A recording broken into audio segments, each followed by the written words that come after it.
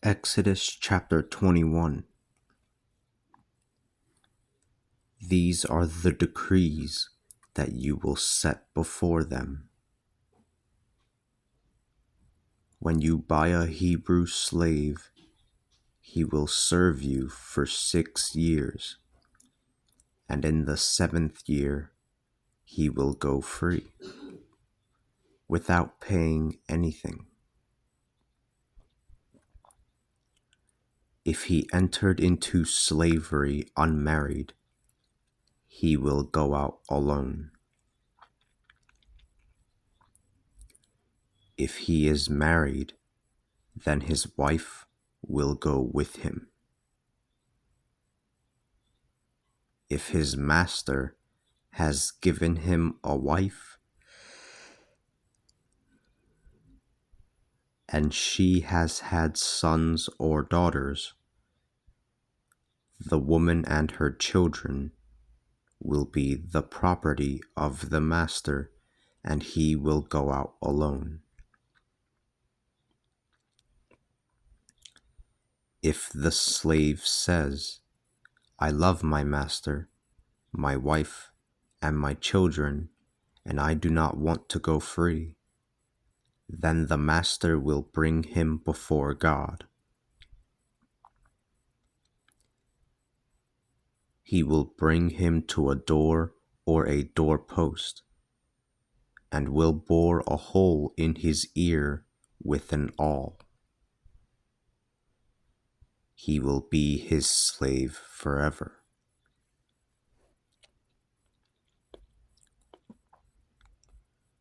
When a man sells his daughter as a slave, she will not go free as the male slaves do. If she does not please her master, who has taken her as a concubine, she will be allowed to be redeemed. But he cannot sell her to foreigners, for he has acted faithlessly to her. If he wishes to give her as a concubine to his own son, he will treat her like a daughter.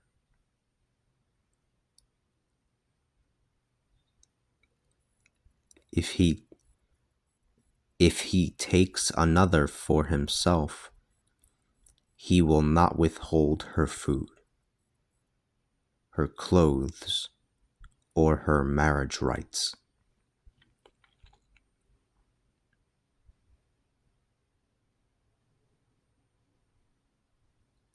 If he does not give her these things, then she can go away without having to pay the price of her redemption.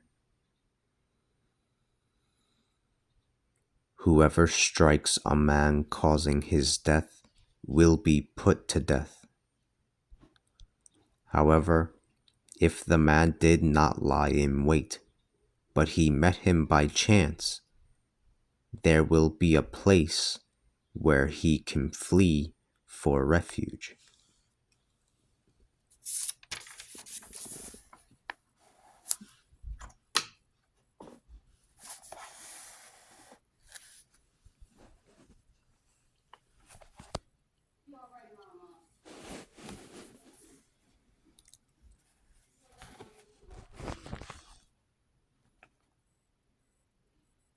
But when a person kills a neighbor with premeditation, he shall be dragged away from my altar to be put to death.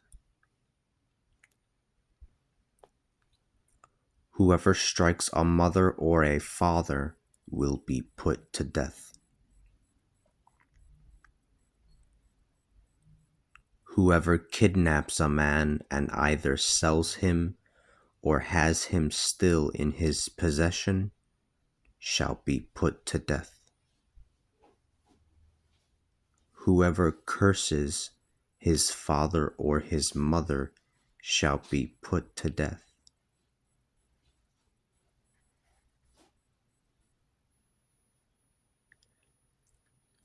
when people are fighting and one of them injures the other with a stone or with a fist, and this does not kill the other but causes a serious injury, and yet the injured party is able to walk around with a staff, then the one who struck the blow shall be held to be innocent.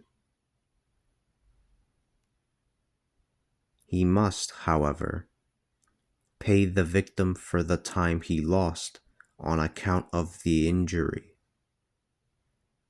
and he must pay for his medical care.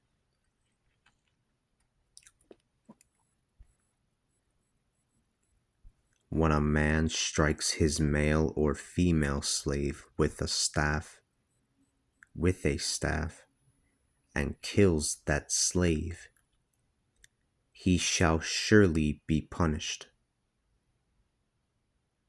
But if the slave lives for a day or two, the slave owner shall not be punished, for the slave is his property. For the slave is his property.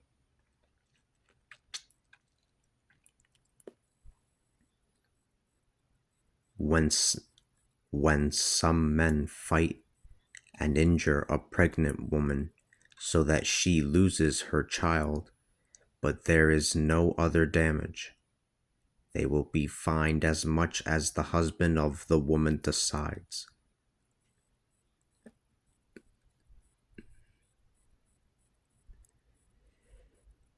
They will pay in the presence of a judge. But if further harm results, they will pay a life for a life, an eye for an eye, a tooth for a tooth, a hand for a hand, a foot for a foot, a burning for a burning, a wound for a wound, a bruise for a bruise.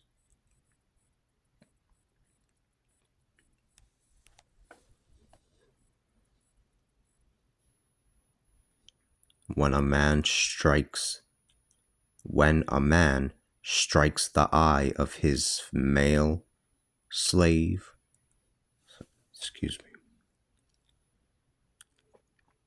when a man strikes the eye of his male slave or his female slave and blinds the slave, he will free the slave because of the eye. If he breaks a tooth of his male slave or his female slave,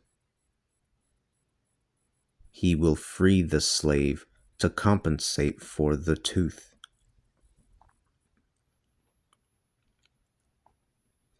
If an ox gores a man or a woman and that person dies, the ox is to be stoned, and its meat is not to be eaten.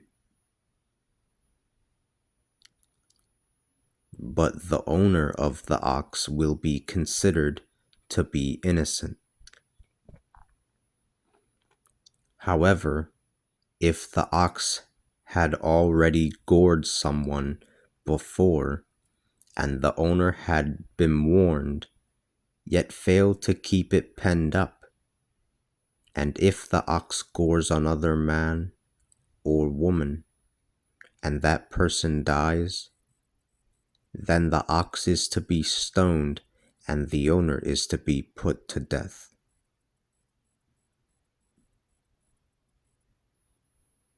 If, however, a fine is imposed, he can pay it to redeem his life,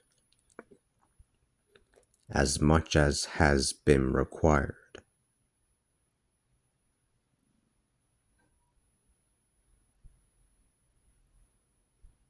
This will also be the procedure if a son or a daughter is gored.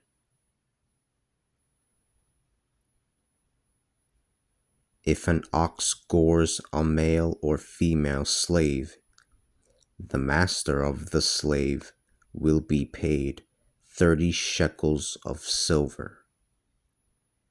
and the ox is to be stoned.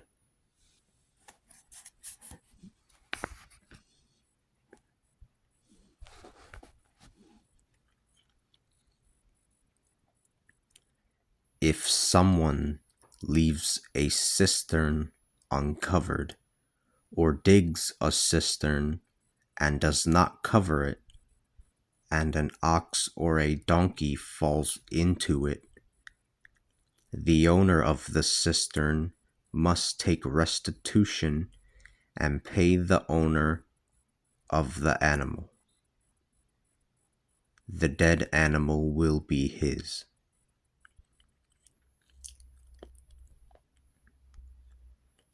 If someone's ox gores another person's ox, and that ox dies, then they will sell the live ox and divide its price between them, and they will also divide the dead ox.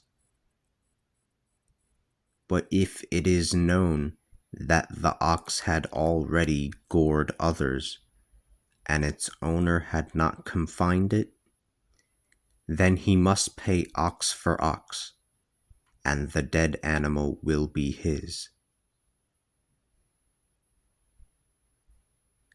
If a man steals an ox or a sheep and then kills it or sells it, he shall pay back 5 oxen for an ox, and 4 sheep for a sheep.